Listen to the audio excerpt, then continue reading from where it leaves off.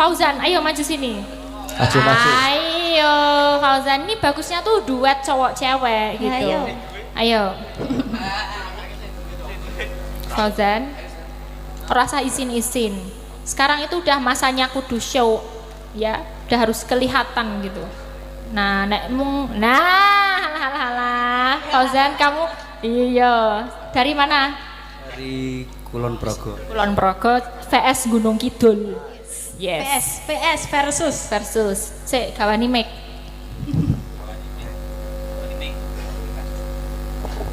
Sik ha.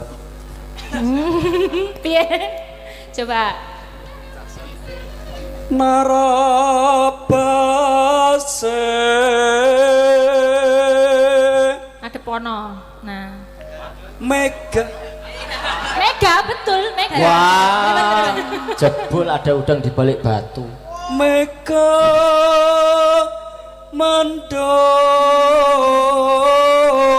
mendong. Ya ora ndelok kene, yang dilihat itu yang di depan. Asik. Ojo nyontek mburi. Nah. Minta tepuk tangannya, sedulur-sedulur, sembah nuwun. Sampun. Nah, ngene iki seneng aku, iki jenenge regenerasi, Nah. ya. Ora sampan-sampun aku ora nyangoni iki. Wah. Wah, ngono ya. Makasih, nggih. Wonten dawuh Mas Gading, Mas Gadang. Ah niki nyobi sing Sapa? saking mahasiswa isi Surakarta. Sapa jenenge sapa? Retno. Retno, monggo terus Mbak sapa Retno. meneh? Siji tok. Siji tok mboten. Oke, Mbak Retno, yo Mbak Retno yo. Yo Mbak Retno yo. Yo. Ayo, ora prengas-prengas. Kang Pindo Hapsari, yuk. Kang Pindo Hapsari tumonton. Iya. Lagunya apa? Enten Ninggal. dawuh Mas Gadang. Ninggal katresnan Mbak Retno. Oh, nggih. Iki spesial kagem sinten mau? Ah, menika kagem panitia. Panitia. Sinoman. Ben. Nggih, Sinoman. panitia Sinoman. Nggih, Langsung niki Mas. Piyambakan mawon nggak ditambahi kancane? tambahi kan. Tambahin no. Tambahin no. Kene yang sebelah sini Nah, belum. nggih. Coba mundur-mundur. Apike kok karo iyange Gading apike. Pun Mas Gading. Dikode, Ding. Ya yang bilang Mas Gading dong, biar siap sendiko dawuh Mas gitu. Oh, podang kuning. Oh. Oh ya. Oke. Oh, Ya podang Mbak kuning. mboten menapa Mbak Elisa. Ya Mbak, oh tambahi iki no. Pipit. Ah, yo. Ayo Pip. Nah, iki. Ayo Mbak Pipit. Ayo Ibu. Ayo Pipit. Ibu. Ini juga masih SD. SD Mama. kelas 6. Ayo Mama. SMP. SD apa SMP Pip? TK. Yo rasa nesu. Aku ora nesu loh. Ini sak pantaran loh sama aku ini Oh, iya. ya. Kita udah tua. Kita tua, Ya, Mbak. nggak usah gaya. Ya oke, kasih lagunya Ninggal Ninggal Katresnan. Ini Katresnan. kocok-kocok jenenge apa ya? Karawitannya namanya apa ya? Hah? Apa Apa ini namanya? Hah? Krido? Krido Wacono. Krido Acono. Yo, gasken. Oh, monggo Krido Wacono tampil. Apik. Sing penting iso suwung wis Penting. Ayo, penting kompak pokoknya. Ya ngene iki aku seneng malahan. Ya, si Mbak Sing penting Pipin semangate. iya sing penting semangate. Semangat. Gayeng tenan nek. Karena ra krasa kok ate arep ping iya. 3. Saking Ya. penake ya. Saking penake. Nggih, Jaluk sampun ibu. menika. Ya, makasih ya Mbak Pipin. Mbak Retno Nggih. makasih ya. Matur sepasut. Mbak Retno, le nyanyi arum merem. Ya Ya. merem-merem. Nah, iki Piye, ada dawuh? monggo Dik Gading. Apa arep podang kuning sih? Hmm. Oh ya. Bebas sutradara, dalang itu sutradara. Monggo. Ayo Mau Dik. menyimak Ayo, Dik. siapa? Beb, Beb. Ayo Beb. Cin. Walah, Oh, wis. Beb, Cin, Hani, aduh, Ya. sweetheart, Melompat. Seng. Lah, Nah, wis. Nah, ngobrol dulu, ngobrol Nah, dulu. Minta apa, minta dinyanyiin apa. alah janis. Kowe ora pengen kok salah ra tok jak. Oh, kok ora dijak to? apa, Dang? Kuliah, Mbak. Oh, kuliah. Mau kuliah. Jenenge cinta yo di papan yo di. Oh. Yo. Woi. Prapopo. Nggih Pak Dalan niki wonten dawuh napa nggih? Anu mboten enten, Mas. Mriko mulih. Ora. Udang kuning. Oh Nggih. nggih. Dibawani napa mboten? Dibawani Derek dibawani mboten apa-apa. Langsung bar dibawani langsung digenjleng mawon nggih Mas ben gumyak. Nggih. Wah, seneng sing gumbyak-gumbyak kok. Mulai yo kepiye, Cik? Mas nyuwun tintingane nggih. Nggih. Sepiro, Mas? Bene. Delok awar delok aku. Nadyan wujud timun paksi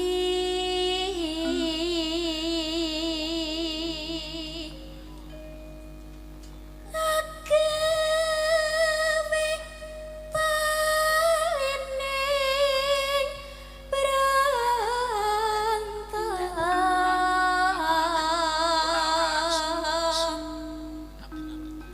halus manis merak hati. Nggih. Jasmu kok mau nang kene. Kok meneng wae to ngomong Jamu kok mau Dek, nang let kene wae. mune. Lagi bawa. Wasa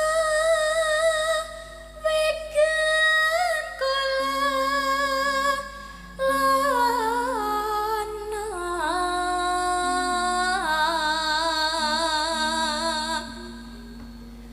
golek isi podang ternak.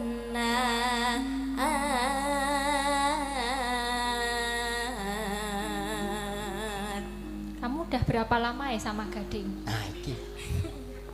Bisik-bisik wae. Pinten sayang? Aduh. Anak-anak ini. Pinten nggih? Pinten nggih? Pinten. Pinten. Nggih pinten? Dipaske wae. Wah, iki nek bar iki ngejak gelut iki. Ngejak segel. Wis piro, Dik? Piro ayo bedek? Berapa bulan, Dik? Kalih minggu nggih. Napa 3 minggu? Oh, baru 3 minggu. Halah, saya nyare. Nembe nandang kasmaran. Iya. Anyar-anyar kok ngejak gelut. Yang ngajar siapa dulu? Kamu apa dia? Lagi. Oh iya wes. Aja gelem wong wedok aja gelem ngoyak ya. Nah, iya. Mboten ngoyak kok di DM riyen nggih. Oh, ora tak DM yo. Di follow riyen. Tak WA langsung kane aku kuwi. Oh. Oh iya. Dan pokoknya arep ngerti kisi-kisine Gading iki takon Mamas iki. Udah pengalaman. Pengalaman. Bangga. Ibu krungkep. Tiba bunga ing atiku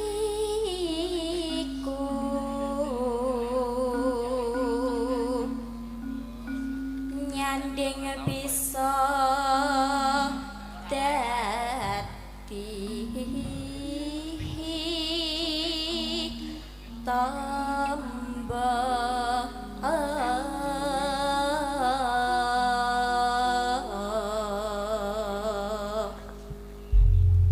Oke, jas. Oke. Batek tau ket mau. Muga-muga selamat, muga-muga selamat. Oh, aku nek Mas Jaipong langsung mawon nggih. Mau langsung dangdut. Mas Jaipong. Goyang. Nggih. Mas Jaipong namanya? Mas Mas- Mas Jaipong ngono Mas lho karo Gabres. kancane. Mas Bayu. Mas Gabres. Mas Gabres. Iki kok ping 3 ra apa-apa kok, Mas. Ping 4, Mas. Ya, modang kuning langsung dangdut. Makasih. Matur nuwun. Dik Penti. Kendel-kendel aku seneng. Ngamuk kayak kuwi. Iki yang belum maju satu tuh tinggalan tuh. Ya. Muga-muga tesih enten sing panitia wae. Gubuk Asmoro. Oh, Gubuk Asmara. Asmara. Iki Gubuk Asmoro iki. Monggo Mbak Nabila. Mbak Nabila. Mbak Iki ya nek karo Mbak Retno mau ya ketok kaya kakak adik. Kakak adik. Jambe Sinidar. Iya, wis dasare irunge apa jenenge? Bangir. Bangir. Nah, iki ya anteng padha karo Mbak Retno ini ya. Waduh. Klecam. Retno kok anteng. Nah, ini dikasih bawang enggak? Bawa apa langsung? Monggo nderek Mbak Nabila. Bawa. Bawang ya. Nah, biar kelihatan seperti apa keridanya. Nah. Nyingkar nyingkur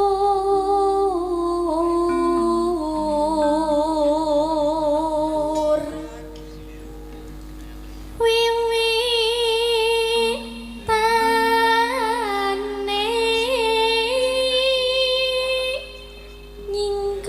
nyingkar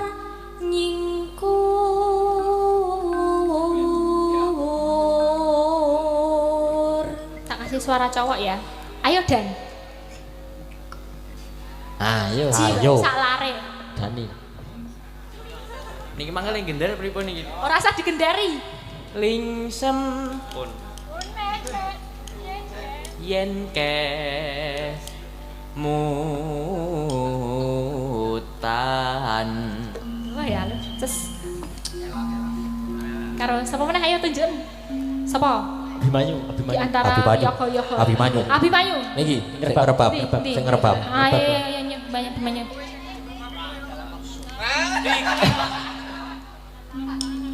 Aku ya ora perlu aku. Lelampahan Kang Kawuri. Kanggo kepretan. Oke.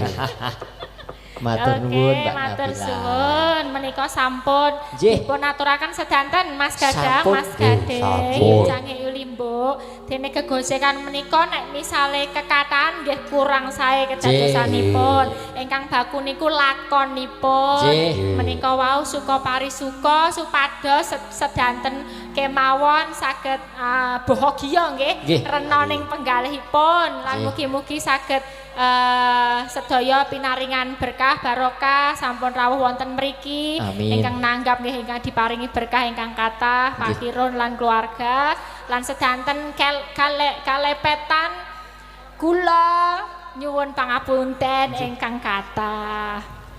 Sembah nuwun nggih Mbak Elisa. Sama-sama Mas Gadang, Matur Mas sembah Gading. nuwun, Mbak Elisa. Sukses buat Gadang Gading. Siap, Semangat amin. siapapun supporternya, yang penting kalian terus mendalang ya. Siap. Dilanjutkan. Matur Nggih. suwun. Sampun. Enak. Kepiye, Mak? Lakone isih dawa. Iya. Ya wis ayo.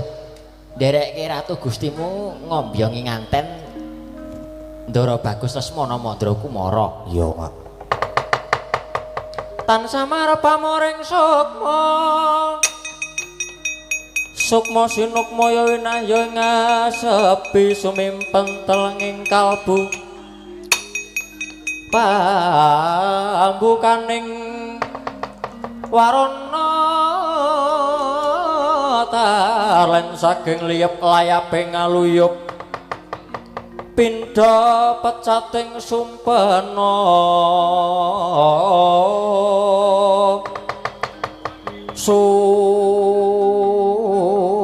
musuping rasa jati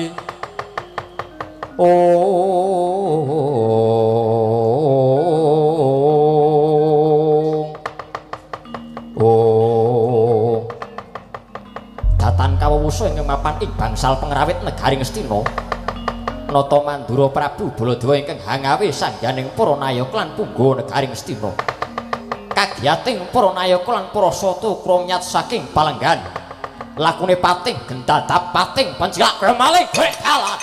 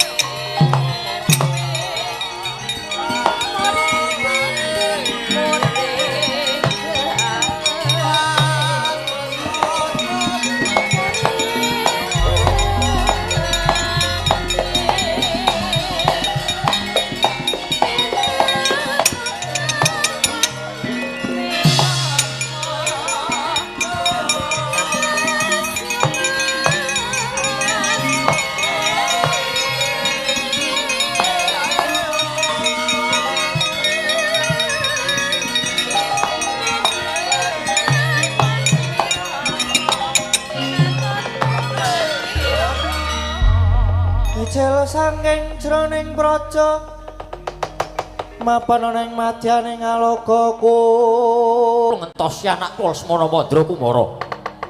Ewadene nembe sak menika Bapa Durna ketingal wonten ing bangsal pengrawit negaring Astina. Nger.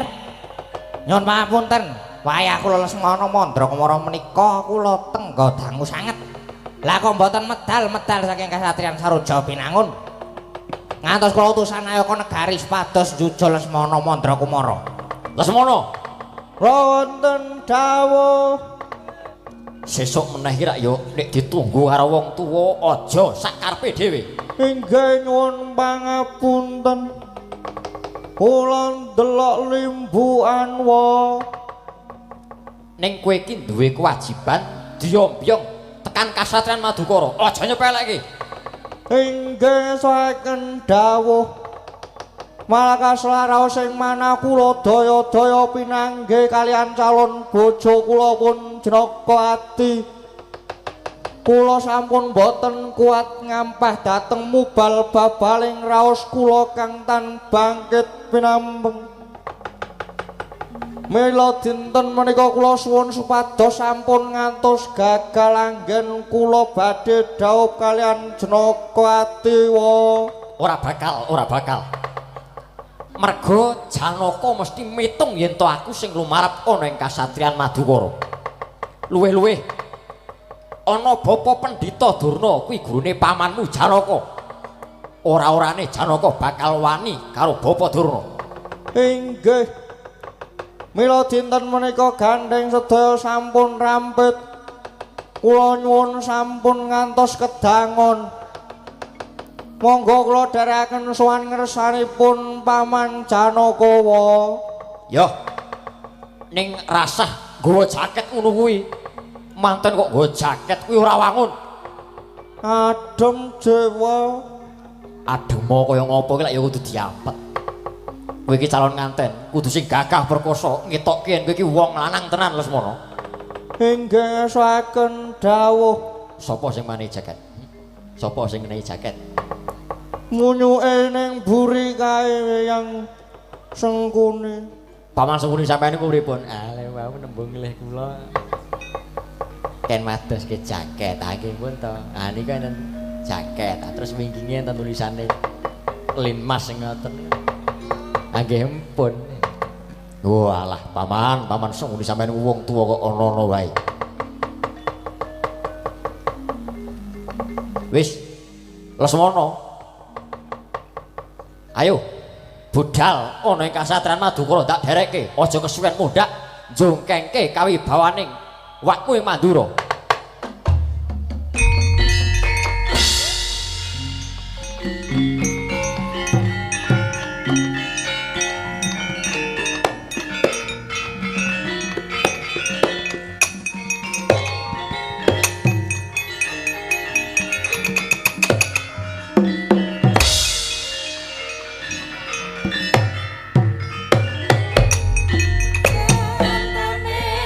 Wong mata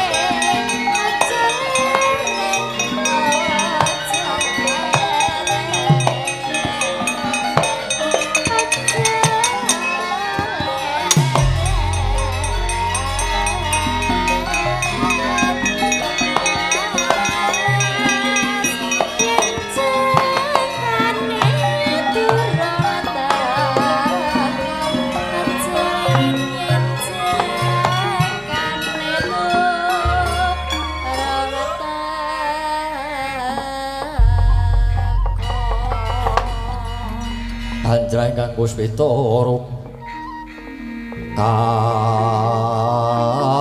kasiliring Samirana amri Sekar gadung kang mangambar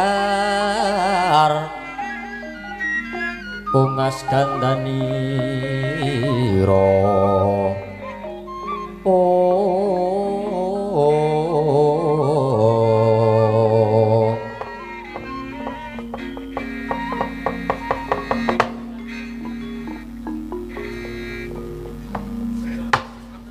Bung Sekaring bawana langgeng anakku ngger bocah bagus Setyaka padha raharja sak praptamu saka ing kasatriyan Tambak Mas sowan ngarsaning pun Rama ngger nuni nggih Rama tansah pinaringaning kawidadan ing sambe kala sawanipun ingkang putra pun Setyaka keparenga kula ngaturaken sembah pangabekti kula kunjuk ngarsanipun paduka Kanjeng Rama Prabu ya ndak tampa nggih gawe gedene atinipun Rama ora lewat pangestunipun Rama wae tampanana kula pundi saengga jejimat paripe mungkin daerana dateng gesang kula Rama iya mung rada gumun dene sowanmu ana ngarsaning pun Rama diderekake karo atmajaning sun si Setija Bumanara Kasura inggih Rama kasinggihan mekaten keparenga ing putra ing Traju Tresna ngaturaken sembah pangabekti kula kunjuk ngarsanipun paduka Kanjeng Rama Prabu iya Setija ndak tampa pangestune wong tuwa wae tampanana ya mirna inggih kawula pundi dadosa jejimat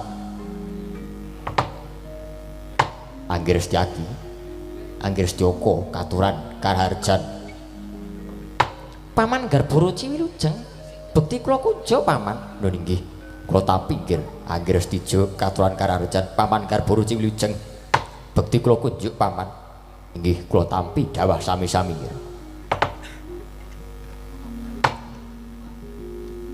Setyaka kula Rama ana parigawe apa nggih dene jeneng sira kula sowan ngarsanipun Rama mara gage matura teka sowanmu dadak dikanthi kadangmu ing Traju Tresna kok sajak sowanmu ki mengku wigati to nggih inggih wale-wale menapa Rama astunipun anggen kula nyuwun tulung kalian Kakang Mas Setija Bumanara Kasura menika namung badhe ngiyataken rembag kula anggen kula badhe munjuk atur ngersa paduka Kanjeng Rama Prabu kosik to kosik lha iki rembug sing kepiye to nggih inggih kula menika rumaos sampun ngancik diwasa mongko rincang-rincang sabarakan kula menika sampun nambut silaning akrami mila sawanipun ingkang putra pun Setyaka wonten ing negari Ndarawati menika estunipun namung badhe nyuwun pangestu saking paduka Kanjeng Rama dene dinten sak mangke kula badhe mungkasi jejaka kula Rama jagat Dewa Bathara Setyaka kula Rama netepi tetembungan opor bebek mentas awake dhewek sira bakal dhaup kelawan sapa nggih yen to bancen wis ana ceceking rasamu nandukake rasa tresna kelawan sawijining wanita marata gage matura wanita ngendi ingkang dadi lenging ciptamu anakku nggih Setyaka inggih wale-wale menapa Rama lumahing bumi kureping langit menika boten wonten wanita ingkang keduga ngrubuhaken bebeteng jiwa kasatriyanipun ingkang putra pun Setyaka boten sanes namung kadang kula kiambak inggih menika pun Yai Janakawati atmajanipun Paman Janaka ing Madukara inggih saking menika Rama sowan kula wonten ing ngarsa paduka Kanjeng Rama menika wonten suka lilaning penggalih dinten sak mangke keparenga rawuh wonten ing Madukara nglamaraken pun Janakawati mugi keparingna dhateng ingkang putra pun Setyaka Rama Prabu kosik to Setyaka kula wonten dawuh Apa sira ora krungu pawarta kang wis sumebar warata? Yen to kadangmu Jenakawati sak temene wis pinacangake marang Atmaja Jodipati. Putrane pamanmu Si Werkudara kakangmu Si Antasena. Apa ora jeneng bakal mbubrah bebrayan antarane Jenakawati lan Antasena? Dene sira anakku lanang tresna marang Jenakawati. Setyaka ngreksa marang kanalindraning pun Rama, ngreksa marang jejering pun Rama sarta drajating nata Ndarawati. Aja nganti tingkah pakatining putra ingkang bakal ngorek-orek marang pasuryaning wong tuwa. Mula wektu dina iki yen to sira bakal kepengin dhaup kelawan Jenakawati paripaksa pun Rama ora ngideni. Sartane paripaksa yen bisa pun Rama bakal duwa sedyane anakku lanang Si Setyaka. Amarga yen to nganti kawanguran sira kula misahake bebrayaning Jenaka lan Antasena, iki mengko sira padha karo nyiprati rah letuh kelawan pasuryaning Rama ing Dwaraka. Setyaka kagyatri sang kapirangu rinangkul kinempit-kempit dosang retaning bawana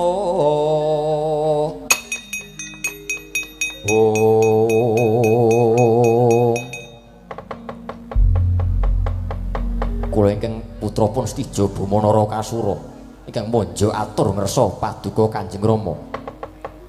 Setija darbe atur apa nggih? Ngemuti bilih ingkang putra kadang kula Yayi Setyaka menika putra paduka piyambak. Mongko nyatanipun Setyaka menika sampun kepengin sanget lan kumacelu dipun ladosi dening kadang kula Yayi Jenakawati. Lajeng wonten puripun kadang kula pun Setyaka sampun boten wonten ingkang dipun toleh-toleh malih kejawi namung paduka Kanjeng Rama.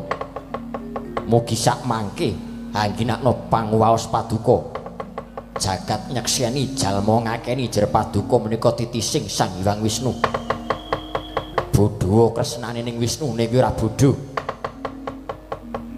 Kula kinten Paman Janaka boten wantun handhuwa dhateng kepareng paduka menawi jengandika Kanjeng Rama Prabu menika kepareng amisaken pepacanganipun Jenakawati lan Antasena.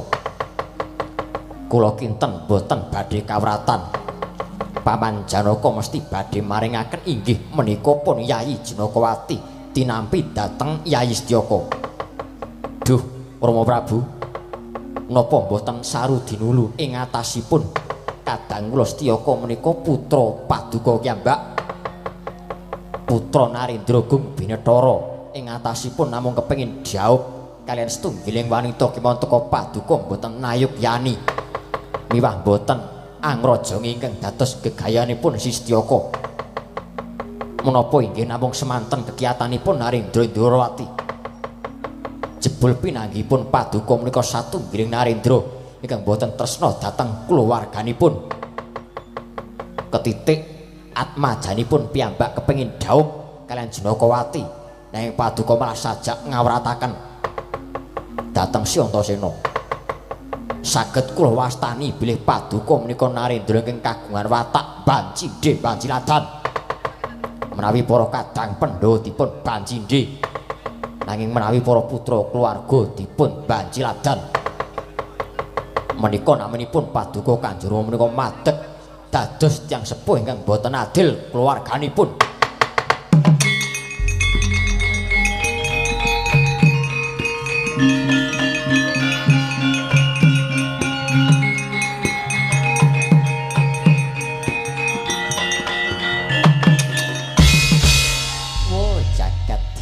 Bathara ya jagat mangestungkara.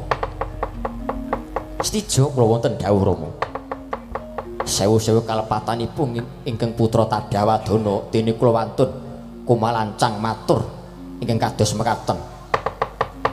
Ora apa-apa, ora apa-apa. Malah semune kowe narbuka marang paningale nata Ndarawati.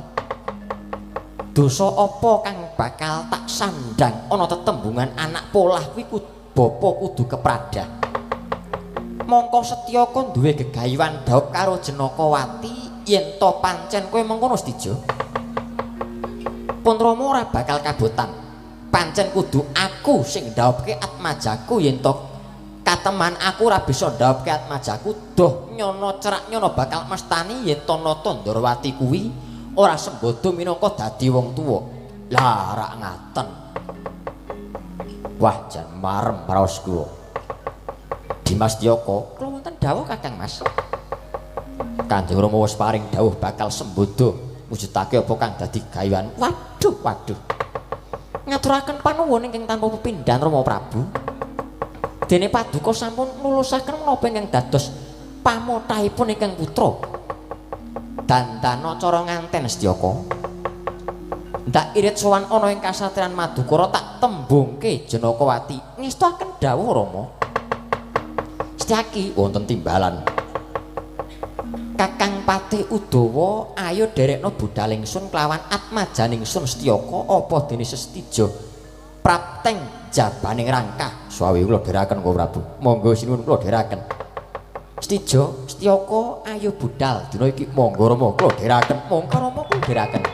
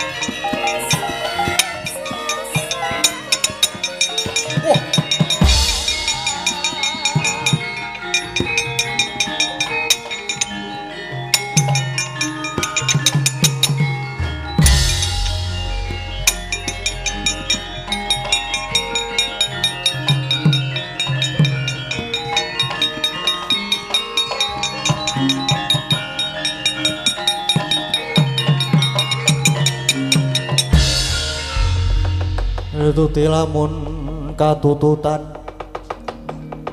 lamun mangsah prawira digdaya prawira digdaya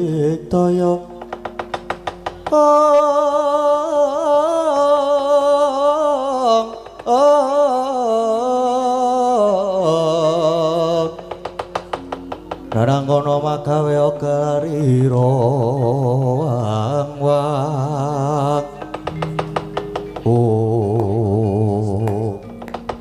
wah durung suwe barisane para Sata Kurawa lumaku budal saka negara Ngastina katenjuh iki lakune Setyaki yo dasar kepara nyoto ana wigati apa saiki genti aku sing takon ana wigati apa kowe ngirit wadya blos garis papan liwat dalan kene Setyaki aja takon karepku ku arep nendi ayo kowe gage mingira sumingira iki wadi tumrape sapa wae kena tak ibaratke kowe kuwi bakal dadi dom sumuruping banyu wah yo gedhe sujanamu Setyaki babamu oleh yo bacut ora oleh bakal tak ruda parepeksa ora oleh lewat kene nanging oleh lewat kene nanging kudu iso nyempal bau kiwa tengene Setyaki babu Rama ora minggat kok ngarep aku tebak dadamu kene margane patimu maju sejakah nek pengen tak tidak bakal tak sempal baumu kiwa tak glitho sirahmu rondo bojomu salase urip Setyaki Kartopar yo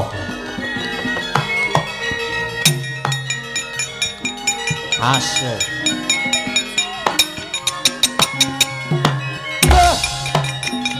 wah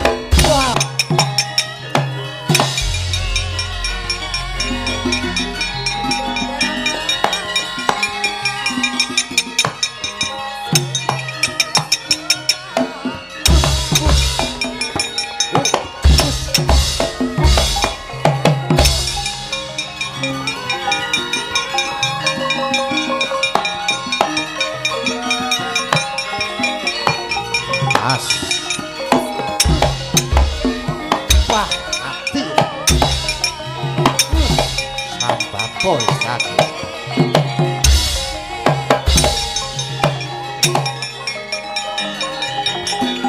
Saunget